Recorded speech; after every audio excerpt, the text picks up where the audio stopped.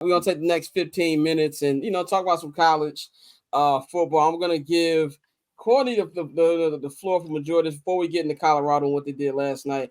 Let's talk about the new 12-team playoff format and conference realignment. This is my second year of being fully immersed in college football, so I'm still college football for dummies. So Courtney, just break down to me what exactly this means.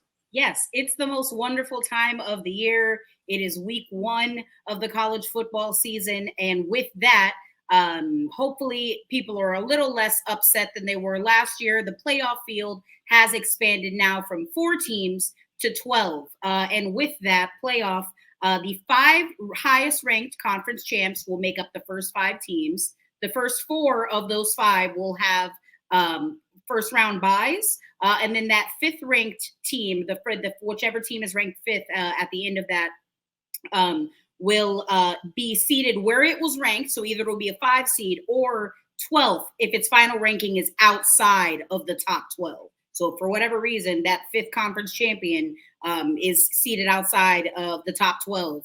Once all said and done, they will be ranked number 12.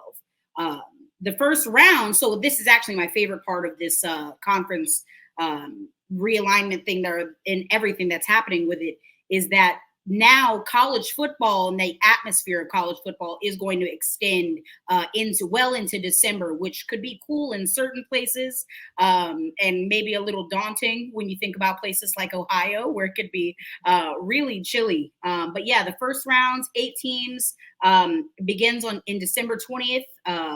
And they'll be hosting home games. Teams 5 through 8 will be hosting home games. No reseeding between rounds. So the quarterfinals and semifinals will be played at the traditional New Year's Eve 6 venues. So the Fiesta Bowl, Orange Bowl, etc. And then the Natty is in Atlanta, which, listen, I don't want to be biased, but my boys have played there before. It ain't that scary. I'm just saying. I like Alabama. She said, y'all boys sweet out there. But no, I'm really, really excited. I think the conference realignment, there was a lot of changes. RIP to the Pac-12. My Arizona State Sun Devils have joined the Big 12. There's just a lot of changes that went down. I know we're going to get into some of the other topics next week, but it's a good time to get into college football. So we're happy to have you on board, Scott. Yes, I made this. I know I've been a year in. I was making college football jokes yesterday, and they were hitting. I was like, yeah, yeah, nigga, I'm 1 foot in. And when we're talking about the alignment, let's talk about like some Heisman favorites. We'll close out with Prime. I want to get everybody's opinion on that. Courtney, who are some of your early preseason Heisman favorites? Yeah, so I mean, of course, my bias wants to say Jalen Milroe, just because I really think that he's matured tremendously. Quinn Ewers of Texas is a popular name. I think he's like top 3 finisher, I think is what they're predicting. Of course, Dylan Gabriel, who has also been in college for fucking 30 years. This is his 3rd school now. He started at UCF, transferred to Oklahoma for 2 years, and now he is the starting quarterback for Oregon. He replaced Bo Nix. He is the favorite alongside Carson Beck and Georgia and Quinn Ewers. I'm still kind of high on Jalen Milroe. I'm not going to lie to you. My sleeper candidate, and I don't know what the odds are because I haven't actually seen any odds on him. Preston Stone, SMU. I did not go to SMU. I'm not even from Dallas. So I don't have some inherent SMU bias. But I'll say this, the man threw 3,197 yards last season, 28 touchdowns and 6 interceptions. They got a few transfers wide receiver-wise from Miami. I like Preston Stone. That's my sleeper. That's my dark horse for the Heisman this year. Mariano, you got any early candidates? You know what's crazy? She's her Alabama guy, Jalen Milroe. I feel like this might be his year. Just because I like how last season ended. I mean, we know how last season ended, but how last season ended, I do think coming into this season, this is a year that Alabama needs to reestablish. Wait, y'all know that we still like Alabama, right? You know what I'm saying? It just feels like to me when college football comes around, and maybe this is because Alabama has been Alabama for a very long time. when it started getting college football weather, I just feel like Alabama's going to be there. So like if I was going to put money on it, I would probably put my bread on him. Like it just seems like this is a Alabama year, and like the leader of an Alabama team, like he's going to have a big year regardless. But I'm going to say him. That'd be my pick. Gotta let a naysayer know. You got to. You got to. You got to. Gotta let a naysayer know. By the way, man, we actually gonna go into Colorado right now. I just want to say this about Mark Jones, man. I like Mark Jones, but nigga, stop. One touchdown. We always talking about crazy. We talk doing a just like Boss Man D'Lo. Stop it, bro. Like you listen to rap music. Fine, I'm with you, bro. Like, we get it, we get it, bro. But he be forcing it sometimes. G, like somebody said he was calling on UPN on Twitter last night. That shit had me down laughing. But one of the biggest stories in college football is obviously Mr. Primetime Deion Sanders and his Colorado Buffaloes. Man, like I said, I'm a fake Buffalo fan because Deion's my favorite player growing up, and you can't make me hate Prime. I don't care what y'all say. Prime can call all y'all devil worshippers, and I'm gonna be right behind the nigga like, yep, all y'all going to hell. That's how much I ride with Prime. I am very biased. I will not sit up here and act like I'm not biased. Having said all that, a lot of pressure on the program this year. Of course, we know they started real hot last season, but they cooled off towards the end. This was actually last night was their first game they won since October last year, and they ended up beating North Dakota State 31-26. Shedeur Sanders had a massive game, and Shedeur is looking like he's going to be a top 10 pick in this year's draft. Somebody, maybe even Mariano's Giants, will be very, very happy to take him. He went 26 for 34. He had 445 yards passing, 4 touchdowns, and one very fluky interception, which is why I always say that we should start treating interceptions like how they treat earned runs and unearned runs, because that one wasn't on Shedeur right there. And you had Jimmy Horn came in. He had 7 receptions, 198 yards, receiving 1 touchdown. But the story of the night was this nigga here. I feel is the best pure player in college football. Face. Yeah, my boy Travis Hunter. Travis Hunter also has 7 receptions, 132 yards, receiving 3 touchdowns, and a very crazy touchdown that I have no idea how he cut. And this is after Shedeur yelled at him just to catch the ball. He didn't care if it was past the 54. There's a lot of pressure on this team. We talk about free Heisman favorites. If I felt Colorado was going to win more games, he would be at the top of the list for me as far as Heisman favorites. But I feel there's a lot of pressure because of not just people just love to see Prime lose, because when you somebody who is as loud as Prime has been since the day he got drafted, he had the primetime chain the day he got drafted.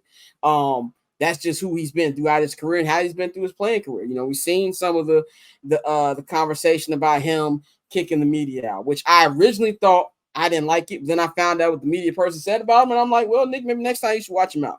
I do think there's a little bit of, I know a lot of journalists feel like they should be able to ask controversial questions. And I think there's a difference between asking controversial questions or asking the tough questions compared to just constantly nagging at somebody. If you call me a fake prophet, my nigga, you have nothing to do. Not only would I ban you from the room, I'm banning you from even being in the facility. Like, there's just certain stuff that I am just not rocking with. But I do feel like this team got to get it done. If they don't win 8-9 ball games, there's going to be a problem. As much as I love Prime, I think what we're seeing, especially with the defense last night, is that you just can't keep going through the transfer portal like it's NBA free agency. You know what I'm saying? You need to build the program up. Now, though. It is, but he be real heavy with it. It is how college football is. Yeah, when you're up there fucking insulting your players after a bad game, saying, this offensive line is trash. And listen, I'm not saying that it's not a good offensive line. It's a terrible fucking defense, sans Travis Hunter, the single bright spot. But brother, do you think you're going to get people invested in you and invested in your team? People have seen the track record and the body of work. Why would I want my child or my brother or whomever to go play for you to make you look good? Because if you're a talented player, you're a 4-star, 5-star, respectfully, you're not going to Colorado to man. You're not going to Colorado. Talk your shit, Courtney. Am I wrong? No, You might not go wrong for at all. the You are NIL not wrong at all. Extension, but you're not going to Colorado to win. We got to keep in mind, Colorado literally they won what, 2 games the season before last? One. I think it was one. I was gonna say they won 1 or 2 games. They won what, 3 last season? 4. I think it was 4. 4 I'm last so year. sorry. Yeah, they 4. won 4 games. They started 3-0, and then they proceeded to lose 8 of the 7 of the last 8. Terrible. Getting blown out too. These weren't just close. They were getting dogs. Well, and I will say in their defense, because so I don't sound like a prime hater, pun intended. 8 of their losses were 1 possession games. Ooh, okay, didn't know that. Yep, and they beat my Sun Devils by a field goal, but I digress.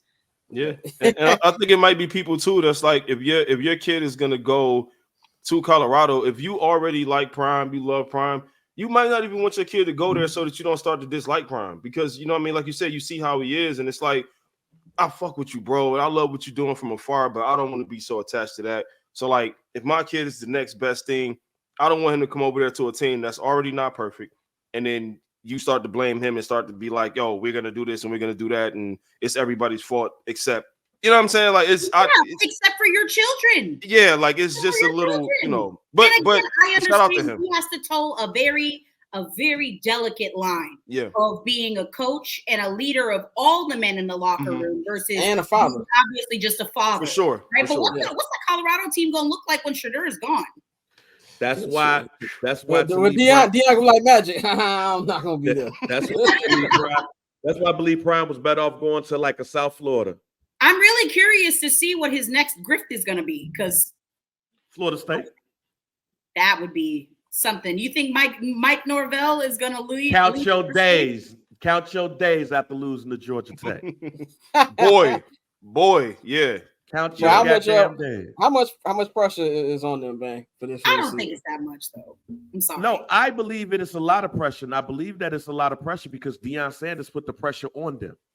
Yeah. You go to a team like Colorado, you know that this team has been terrible. You have to build that program up. That's something that you're supposed to buy your time on. Yeah. But when you talk, you speed up the process because now people want to hate you. If Prime would have went there, and I ain't saying just be quiet. I'm not telling the black man to be quiet. What I'm saying is just understand where you at. It's logistics. Nobody's coming to Colorado. Yeah. This is not 1993, my G. Yeah. He could have did that at South Florida. He could have did that at Florida Atlantic. He could have did that in the area where he owns. Correct. But he didn't. He prime recruiting hotbeds. Right. Yeah. But he decided so much talent. He decided to go to a program that not only was Huff, but talent is not going to come there. Yeah. Even if you're there. If I'm choosing between the same talent pool that's attending Colorado is also torn between USC and Oregon and Utah. Right. And even Utah has a better chance of being successful than Colorado. That's my thing. This is the Colorado Primes. This ain't the Colorado Buffaloes. This is the Colorado Primes. So when he opens up his mouth, that's publicity. Yes. But it puts the target on your back, especially when you're not even as good as some of the worst teams in the conference that you're now in. Like now that you beat North Dakota State or whatever, now you got to go through a murderer's row. That's not even really a murderer's row for better teams, but it is for you because you're barely middle of the road. Yeah. Like them going up against Nebraska is not going to be an easy game for them. They're going to struggle. Yeah. So when you talk and you're Deion Sanders, people, especially black people, are going to automatically think, oh, man, Prime now. Oh, man, you saw what happened at Jackson State. That was people that was really thinking that Colorado was going to be a monster like Alabama. Who the fuck? Hold on. Yeah. Niggas who don't watch college football. No, that's why I just told Scott I wanted to say college football because no one who watches ball like we watch ball would have ever thought that. That is why I told Scott I did have something to say on this. I saw you open the bag. I was like, I know if you done. Well, go ahead. This nigga Deion Sanders has once again sold y'all a bag of bullshit. Man. And like you need to just call a spade a spade. Yeah, he is there for his son, for Travis Hunter, for Shiloh. this shit is not a long-term plan. Like, For stop, sure. bro. For sure. Like That's why I you love gotta what he's come to the doing. next I love trip. what he's building. Like, I'm not even gonna say what he's building in terms of a team. Just what he's been able to do with packaging his son and Travis. Because the reality is, it's like I say this all the time as somebody who live in SEC country.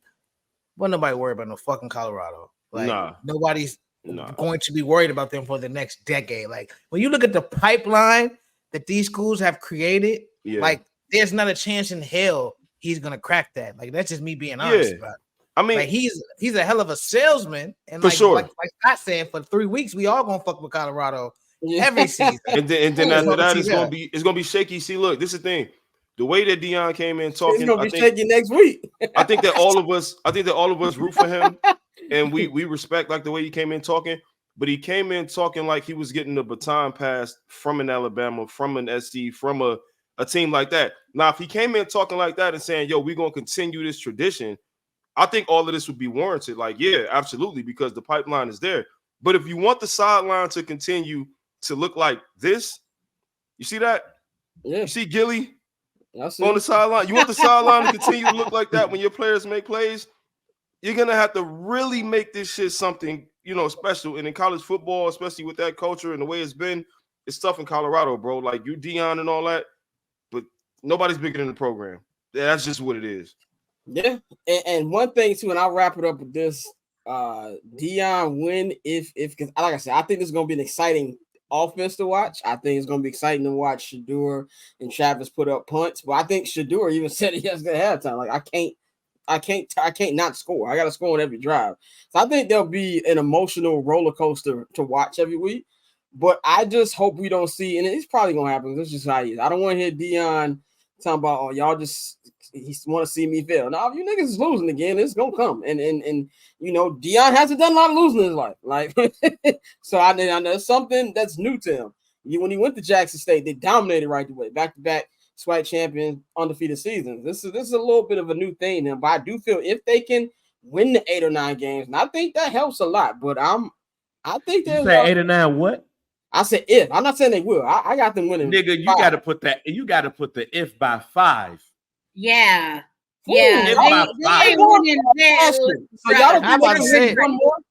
8 or 9. How many seasons, nigga? No, hold on. I didn't say 8 or 9. I didn't say they was winning 8 or 9. I said if they won. I'm not picking them to win no 8 or 9 games. Scott, they're on the bottom of the Big. They're in the Big 12 now, and they're on the bottom of that. They got Nebraska next week. That's going to be a difficult that's going to game. be. Yeah, they're going to get Colorado State is always a difficult game because it's an in-state game. Baylor is going to be a difficult game. UCF is going to be a difficult game. They got to go against Kansas State, who has a Heisman Trophy candidate in themselves, and Arizona. They got Arizona on the road, my G. Cincinnati going to be a difficult game. So you don't see 4 more wins, bruh? They might get to. They might get 5. That's what I said. Y'all respond to me like I said they were going to win 8 or 9. They're not going to. You said if 8 or 9. What I said was not going bowling. Yeah, you don't put if by that shit. You put if by the 6. 8 or 9. That nigga is coach of the year, fam. Correct. That nigga's Big 12 coach of the year if he wins 8 or 9 games, my nigga. Yeah, you're right. I did not say 8 or 9. Welcome to the college. Nobody put me up. I didn't say 8 or 9. No, you said I'm at 5. You said if. What I said was, nigga. I was saying super best case scenario. Nigga, that's not even the best case. That's not even 6 is the best case scenario. Right, like 6 and a maybe, my nigga. Like 8 or 9. What?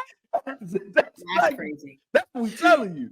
That 6 is the best case scenario, my nigga. Correct. If he wins 8 or 9, my nigga, Jesus is really on Dion Sanders' side. I'm about to say, nigga, you didn't see them fullbacks they got playing defensive line? Like, they not gonna stop nobody. Like, where are these 8 wins coming from? I think I found this week's clip.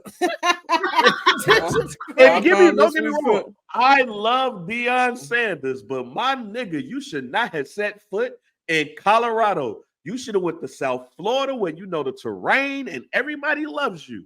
When you set foot in Colorado, you put yourself behind the 8 ball completely. And your son not only would have still been nice, he would have been nice against the competition at South Florida. Your ass could have won 8 or 9 games easily. Nah, your ass went to Colorado for what? For Michael Westbrook and Rashad Salam, my nigga? Fuck out of here. So cool. Triple double hat trick, I know the code too. Ice trade, go for trade, yeah we cold too. Getting paper on these player haters, old news. Money on the other line, so I'm not gonna hold you. Money on the other line, so I'm not gonna hold you. Money on the other line, so I'm not gonna hold you. Money on the other line, so I'm not